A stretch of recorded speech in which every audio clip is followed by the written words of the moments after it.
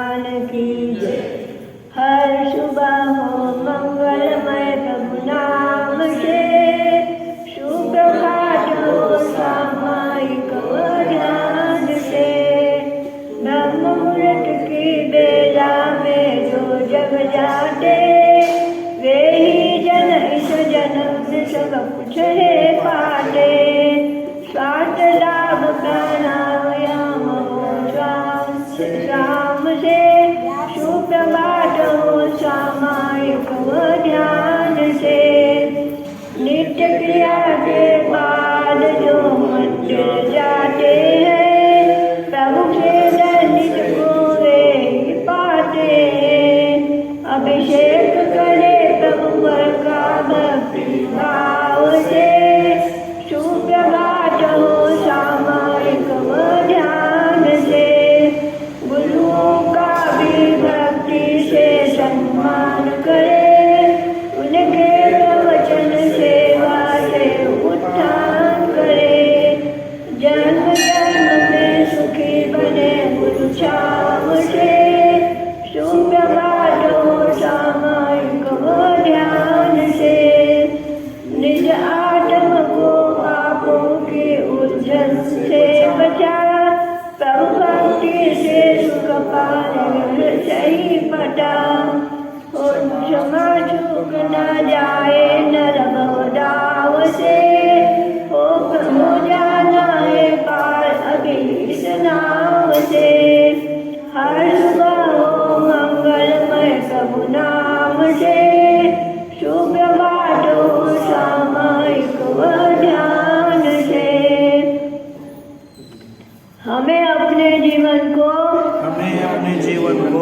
आदर्शमय एवं पवित्र बनाना है। सभी प्राणियों से प्रेम भाव, गुणीजनों से प्रमोद भाव, दुखियों पर करुणा भाव, एवं विपरीत व्यवहार करने वालों से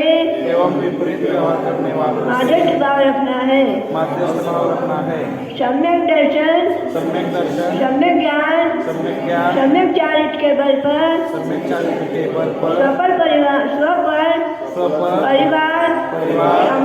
समाज, राष्ट्र एवं विश्व का उत्थान करते हुए देव शास्त्र गुरु की भक्ति में तत्पर रहना है। हम धर्म एवं सत्य के लिए अपने प्राणों का बलिदान करने में भी पीछे नहीं हटेंगे।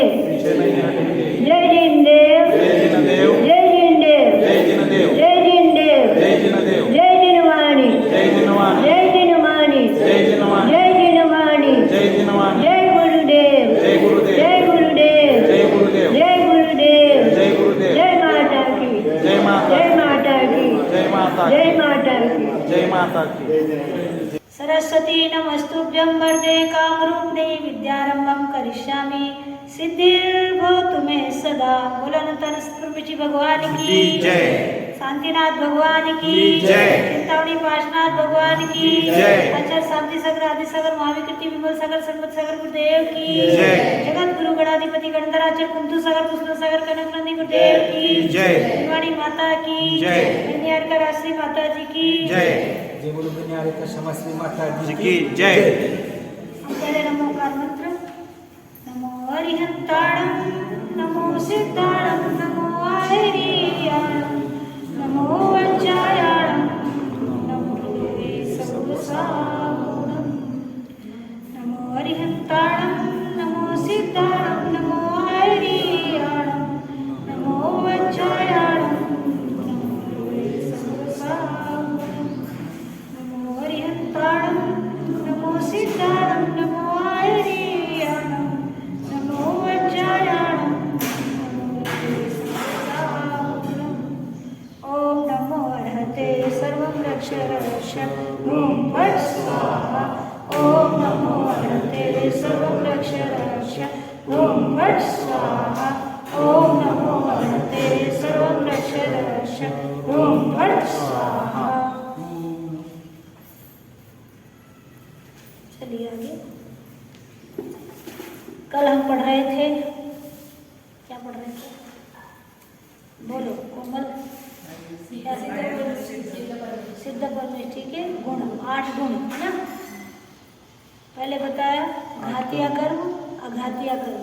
घातीय कर्म कौन से हैं? ज्ञानावर्णी, दर्शनावर्णी, मोहनी और अन्य। और अघातीय कर्म वेदनीय, आयु, नाम, गोत्र, है ना। ये 4 है। अब अनंत भगवान के 8 गुण हैं। अनंत ज्ञान,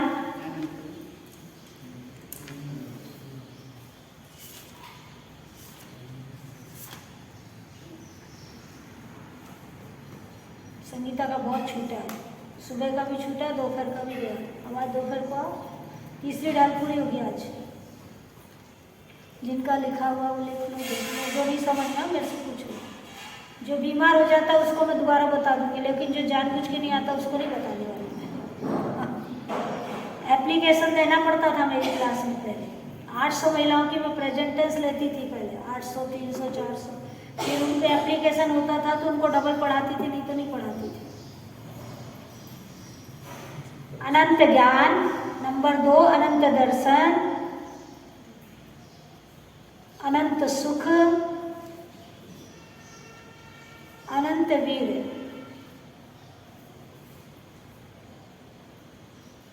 इन 4 को अनंत चतुष्टय भी बोलते हैं। क्या बोलते हैं? अनंत चतुष्टय। ब्रैकेट में लिख लो अनंत चतुष्टय साइड में।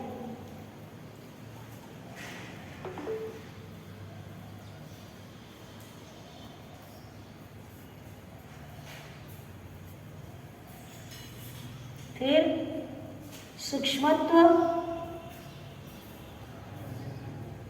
कौन से नंबर का है? 5वां। छठा अवगाहनत्व, 7वां अगुरु लघु गुण और 8वां अव्याबाध। अव्याबाध, अव्याबाध, अव्याबाध, अधावा या बाध, अव्याबाध। 7वां अगुरु लघु, 8वां अव्याबाध। 7वां नहीं समझ में। अगुरु लघु, अगुरु लघु, गुरु के आगे अ और लघु, अगुरु लघु। तुम भी दोपहर में 6 डाला में आ सकती हो, चौथी डाल सकती हो। अगुरु लघु अव्याबाध, इधर ही रह गई 24 घंटे।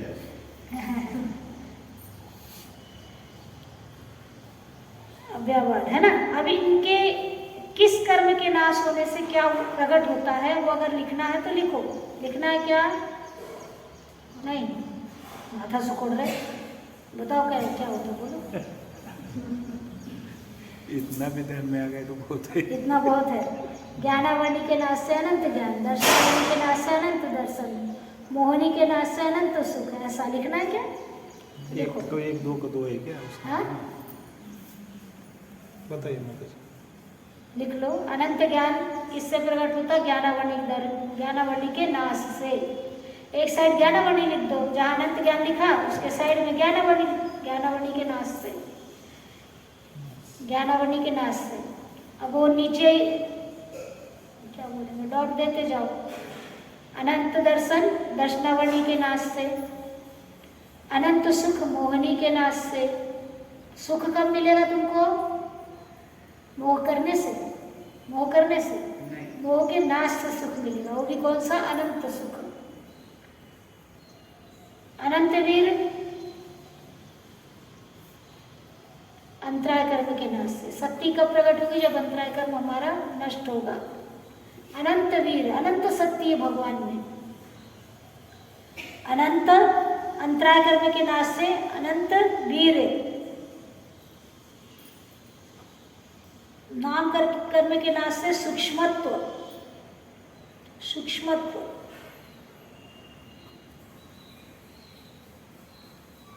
सिद्ध शिला में विराजे हैं, अगर भारी होते तो अपने ऊपर गिरते कि नहीं? और बैठे आराम से। सूक्ष्मत्व। अवगाहनत्व, आयु कर्म के नाश से अवगाहनत्व। एक सिद्ध के शरीर में दूसरा शरीर सिद्ध, अनंत सिद्ध एक दूसरे के शरीर में चले जाते हैं, क्योंकि उनका अवगाहनत्व गुण है। एक दूसरे को अवगाहना देते। अपन बाजू में कोई बैठा तो उसको जगह नहीं देते, वो एक दूसरे को अवगाहना देते। अवगाहनत्व आ गया। नाम कर्म के नाश से सूक्ष्मत्व और अवगाहन आयु कर्म के नाश से अवगाहनत्व। अगुरु लघु के नाश से गोत्र कर्म, अगुरु लघु के नाश से गोत्र कर्म, गोत्र कर्म के नाश से अगुरु लघु, गलती हो गई। गोत्र कर्म के नाश से अगुरु लघु गुण प्रकट होता है, ना हल्का ना भारी। और गोत्र कर्म के नाम से अपन क्या हो रहा था, कभी हम नीच गोत्र में जा रहे थे, कभी उच्च गोत्र में, इसका नाश किया तो अगुरु लघु गुण प्रकट हो गया। अव्ययवाद गुण, वेदनी कर्म के नाश से अव्ययवाद, किसी को बाधा नहीं पहुंचती भगवान से। अव्ययवाद थोड़ा जल्दी है, ना इधर के रहो ना उधर के रहो। अव्ययवाद, वेदनी कर्म के नाश से अव्ययवाद कर्म गुण प्रकट होता है। ये हो गए हमारे सिद्ध प्रभु के गुण। कहने को 8 गुण है, लेकिन 8 गुण में कितना है? अनंत ज्ञान, अनंत दर्शन, अनंत सुख, अनंत वीर। कितने सुखी है वो? 8। अब भगवान क्या है? नित्य निरंजन निराकार है। हाँ? रिपीट करूं? फिर से बोलूं? अनंत ज्ञान, अनंत ज्ञानावली के नाश से अनंत ज्ञान, दर्शनावली के नाश से अनंत दर्शन, है ना? मोहनी के नाश से अनंत सुख, अंतराय के नाश से वीर, अनंत वीर, नाम कर्म के नाश से सूक्ष्मत्व,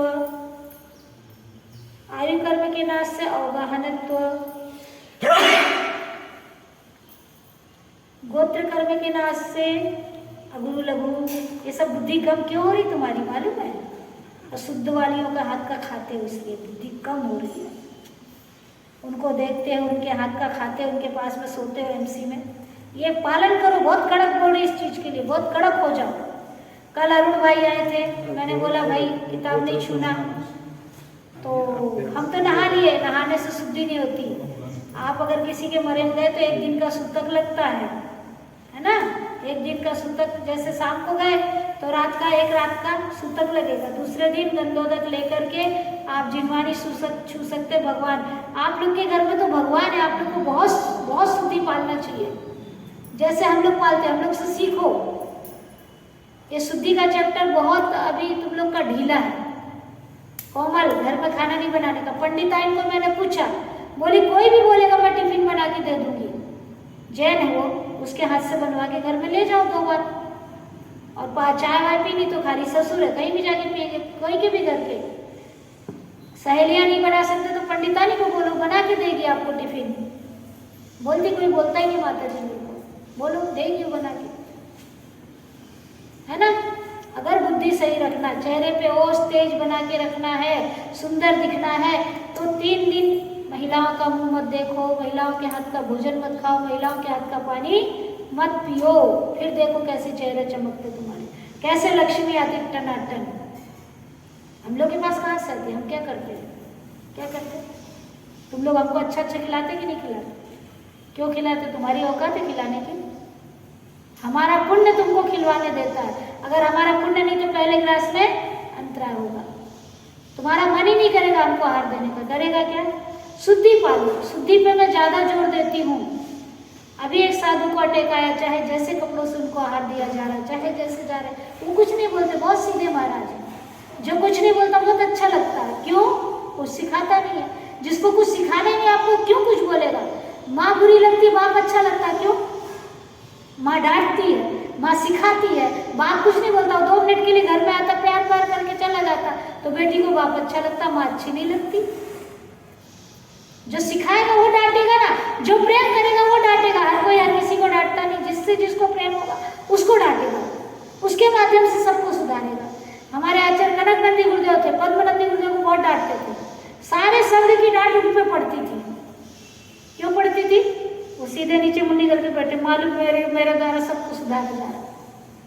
कल चंकेश्वरा दादी बड़ी चौके में जाके उसको सुधारना चाहिए। सबको खुद जाके गलती करनी। अब मैं बोली सबको सुधारा कर तो बोलती मैं क्यों बोलूँ, मैं क्यों बुरी बनूँ। इसमें बुरे बनने के लिए मत डरो। अच्छे कामों में बुरा बनना पड़े तो डरना नहीं, क्योंकि सामने अभी आप बुरा बोलोगे मेरे को कि माता जी डांटते, लेकिन बाद में जब आपको याद आएगी, जब उस पोजीशन में आप जाओगे, उस स्टेज पे जाओगे, तो आपको लगेगा माता जी सही बोलते थे।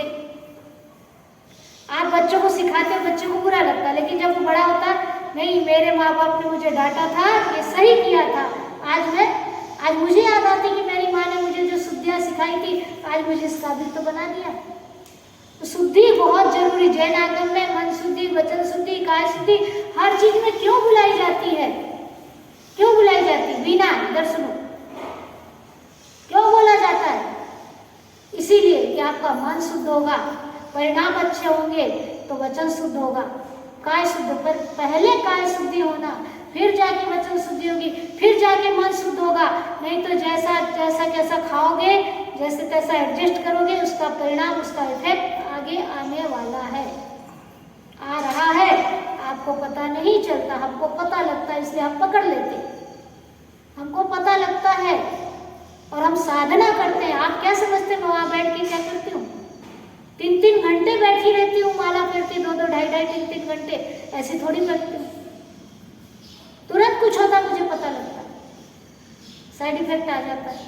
जैसे डॉक्टर को पता लगता है इस मेडिसिन का ये साइड इफेक्ट है, वैसे अगर साधु साधना करता तो उसको पता लगता है कि इस चीज से ये हो रहा है। वो कहीं भी पैर रखता उसको समझ में आता है। तो आप लोग भी ऐसी साधना करो। हम साधु हैं, आप श्रावक हो।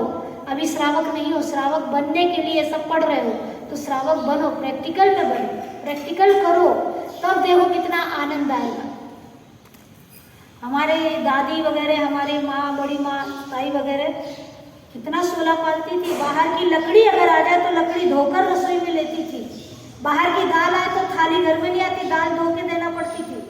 सब गेहूँ, दाल, चावल सब धुला हुआ, नमक धुला हुआ, जीरा, धनिया सब धुला हुआ खाती थी, ग्रस्ती थी। हमारी माँ भी ऐसा करती थी। और आज के तो आप लोग धोते नहीं कोई भी चीज, केमिकल डाला है, पाउडर डाला। आप लोग को तो ज्यादा धो के लेना चाहिए हर चीज को, हर चीज धो के लो।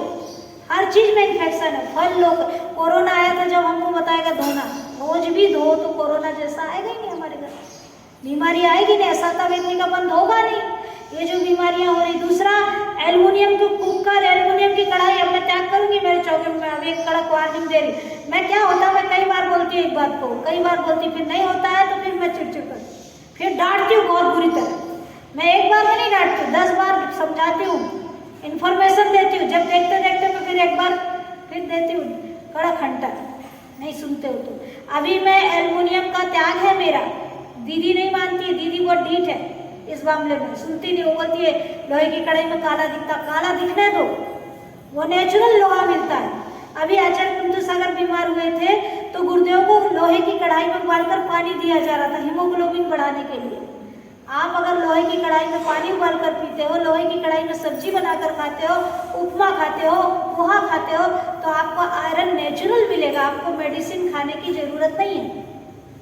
हमारे जैनों में आयरन ज्यादा कम होता। क्यों कम होता? क्योंकि हम हरी पत्तियां नहीं खाते, पत्तियों के हम दुश्मन हैं। पत्ती नहीं खाना, पत्ती नहीं खाना, और हीमोग्लोबिन कम करना, फिर कैप्सूल खाना, है ना। तो शुद्धियों का ध्यान दो। और क्या करना चाहिए क्या नहीं, उपवास मत करो, व्रत मत करो, लेकिन अशुद्ध चीजें खाना छोड़ो, मत करो 10 उपवास, कोई जरूरत नहीं। आचार्यों ने नहीं लिखा भूखा मरना, करना है करो, लेकिन पहले अशुद्ध अभक्ष चीजों को छोड़ो, है ना। ये शुद्धियां ध्यान दोगे तो ये सब विषय आपको बहुत अच्छे जल्दी से याद होगा, फास्ट याद होगा। हम लोग आज 60-60 साल के हैं, क्यों याद कर लेते हैं? ब्रह्मचर्य भी है और शुद्ध खाते हैं, तो भी हम पराधीन हैं। हम जो शुद्ध खाना चाहते हैं वो हमको नहीं मिल रहा है, और भी इससे शुद्ध चाहिए। गैस का खाने मिल रहा है, एल्युमिनियम का मिल रहा है। नहीं तो हमने घर छोड़ा था जब ना गैस था, ना कुकर था, और ना अशुद्ध खाना था, ये केमिकल नहीं था, तब बुद्धि और अच्छी थी। अभी हम पराधीन हो गए, क्योंकि आप लोग उसमें हो तो हमको वही खाना पड़ता है। तो आप भी शुद्ध खाओ, साधुओं को खिलाओ, है ना। चलिए, अब देखो, साधु नहीं होते तो आपको कैसे पता लगता कि डेड बॉडी के वहाँ जाने के बाद 1 दिन का सूतक लगता, नहीं मालूम था ना, अब मालूम हुआ। ऐसे फायदे होते हैं। घर में हो ना माँ, पर माँ जैसी हो, उसको माँ को पूरा धर्म मालूम हो तो जाके वो माँ होना। जैसे शुद्धि का पालन करने वाली, सब चीज़ों का ज्ञान रखने वाली, ऐसी माँ होना। माँ होने से, खाली माँ बन जाने से माँ नहीं कहलाती। माँ को अपने घर की शुद्धि, अपने बच्चे का चेहरा देख करके, अपने परिवार को देख करके संभालना आना चाहिए, वो माँ होती है। अभी मैंने 2 दिन पहले संगीता का चेहरा देखा, काला दिख रहा था मुझे। चेल्ला का देखा, चेहरे पे सफेदी दिख रही थी। तेजश्री के चेहरे पे भी स्पॉट दिख रहे थे। मेरे को लग रहा था कि ये लोग बीमार होने वाली है, पर मैं कैसे बोलूँ, कल संगीता ने टांट मार दिया मेरे को। अब माता जी के यहाँ सारे मेडिसिन रखना पड़ेगा। मुझे चेहरे देख के पता लगता है इनको क्या होने वाला है। ऐसी होना चाहिए माँ, गुरु ऐसा होना चाहिए। लेकिन ज़्यादा केयर करने वाले की भी कीमत नहीं होती है। जहाँ जो रहता है वहाँ उसकी कदर नहीं होती। चलिए, अब हमने सिद्ध परमेष्ठी के 8 गुण पढ़े। इसके बाद हम आचार्यों को, आचार्य परमेष्ठी जिनके 36 मूल गुण होते हैं, मालूम है ना? नहीं मालूम? इतना तो मालूम होगा। आचार्य परमेष्ठी जो दीक्षा देते हैं, लिखना है क्या? लिख लो। आचार्य पर, उनका बुकाय को देख रहे डॉक्टर साहब, तुम्हें लिखना, तुम लिखो। आचार्य परमेष्ठी किसे कहते हैं?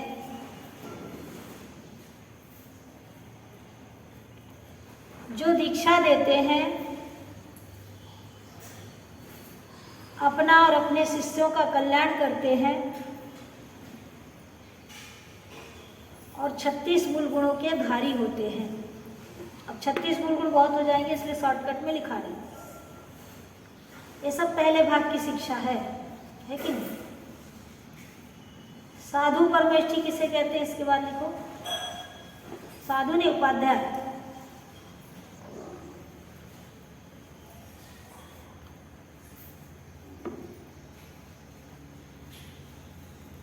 कपड़े दूसरे पहने कि नहीं? अरुण भैया रात को पहन के आए थे, वही है, दूसरे है ना? उपाध्याय परमेष्ठी किसे कहते हैं? 28 मूल गुणों को जो पालन करते हैं, 28 मूल गुणों को पालन करते हैं,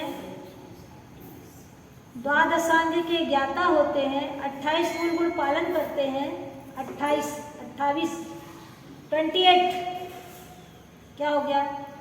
नहीं 28 नहीं, 25 हाँ, होशियार है, पकड़ती है। 25 मूल गुण को पालन करते हैं, 25 मूल गुण को पालन करते हैं, द्वादशांग के ज्ञानी होते हैं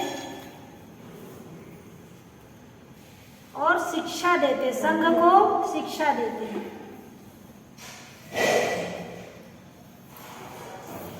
संघ को शिक्षा देते हैं।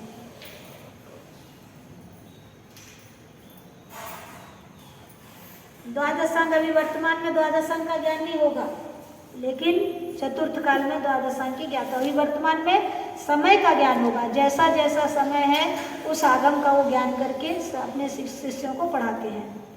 हमारे कनकानंद गुरुदेव को उपाध्याय पद था, आचार्य पद बड़ी मुश्किल से लिया, बोले मेरा उपाध्याय पद अच्छा है। आचार्य पद देने बहुत हम लोगों ने उनका निवेदन नहीं करी, तब आचार्य बने। हम बोले गुरुदेव आपसे छोटे साधु आपको नमस्तु नहीं करते, आपको करना पड़ता, आप आचार्य बन जाओ, फिर बने साधु परमेष्ठी।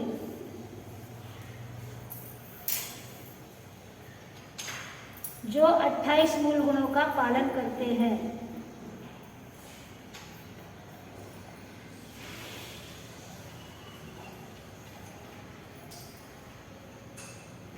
अपनी साधना में रत रहते हैं, उन्हें साधु परमेष्ठी कहते हैं।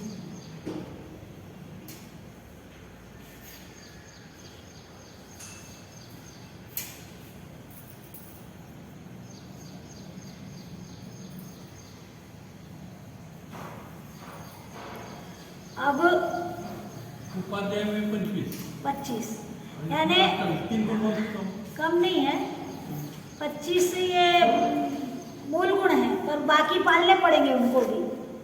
28 मूल गुण तो पालने पड़ते, आचार्य को भी 28 पालने, प्लस 25 प्लस 25 28 प्लस 25 हाँ।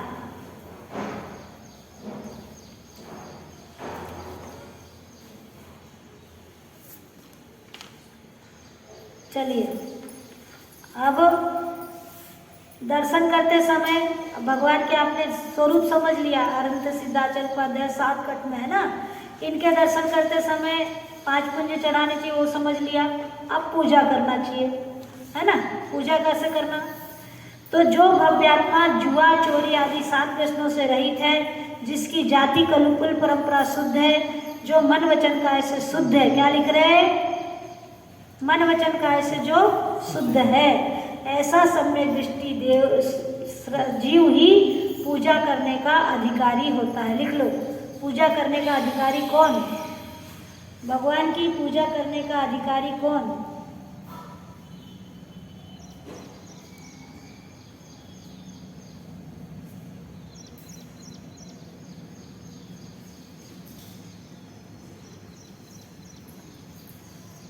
उत्तर लिखें। सम्यक दृष्टि श्रावक जिन्होंने अष्टमूल गुण धारण किए हैं,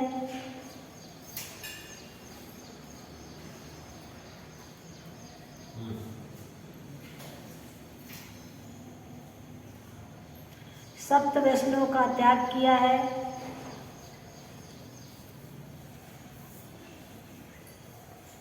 जिनकी जाति कुल परंपरा शुद्ध है,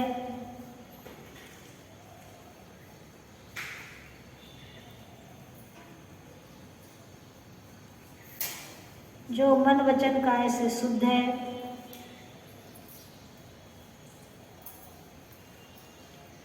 वही पूजा करने का अधिकारी है।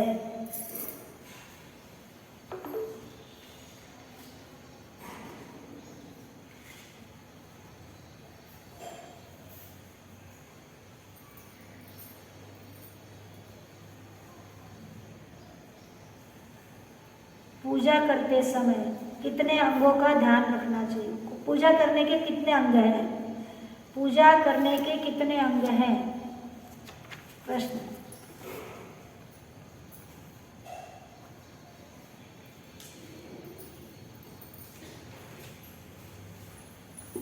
पूजा के 6 अंग होते हैं, पूजा के 6 अंग होते हैं।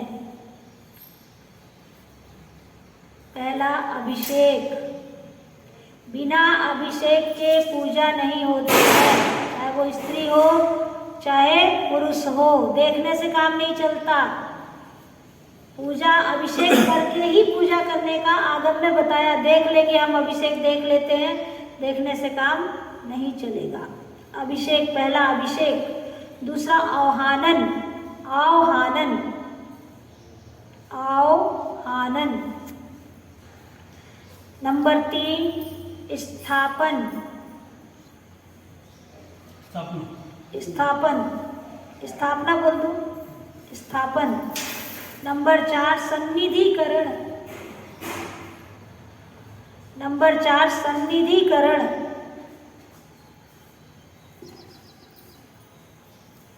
नंबर 5 पूजा।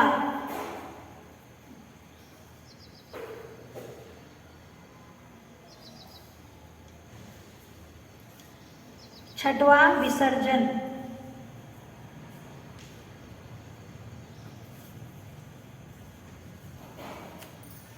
ये 6 अंग अनिवार्य हैं, इसके बिना पूजा नहीं होती है ना। समझ में आया। अभिषेक करने के बाद स्थापना, आह्वान माने अत्र अवतर अवतर, संबोषण, अत्र अवतर अवतर संबोषण, आह्वानम।